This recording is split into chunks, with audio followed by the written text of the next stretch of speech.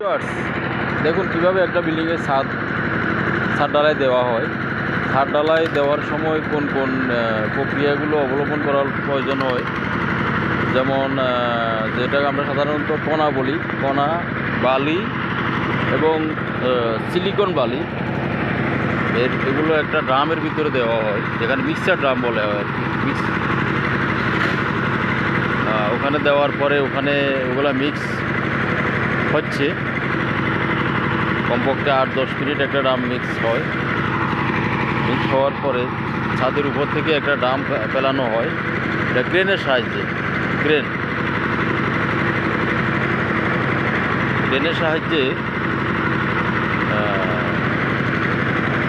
একটা ড্রাম নিচে ফেলা হয়, বক্স।